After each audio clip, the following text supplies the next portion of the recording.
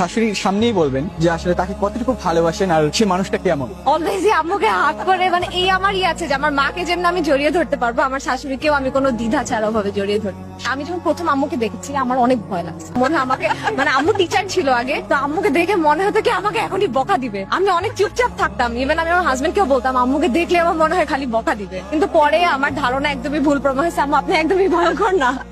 দোয়া করবেন যাতে এরকমই থাকে আমার ছেলের বউ। মা খালাদের সময় দেখছি যে তখন ওনাদের শ্বশুর শাশুড়ি ছিল এক ধরনের, যে মানে এটা করতে পারবা না ওটা করতে পারবা না এ ধরনের একটা ছিল। আর আমরা যখন এখন আমাদের সময় দেখছি, আমার শাশুড়ির বেলা দেখছি কিছুটা কমে গেছে জিনিসটা।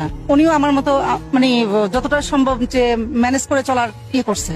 এখন আমি যখন শাশুড়ি হলাম তখন এটা এখন তো একদম বর্তমান জেনারেশনের সবাই দেখি, আমি সবার ঘরে ঘরে আমি দেখি সবাই মানে নিজের ছেলের মেয়ের মতোই তাকে আগলে রাখে। যেমন আমার ছেলের বউকে বলে না, চেহারাও আমাদের মিল আছে, সবাই মনে করে আমার বড় মেয়ে, কারণ আমাদের সম্পর্কটা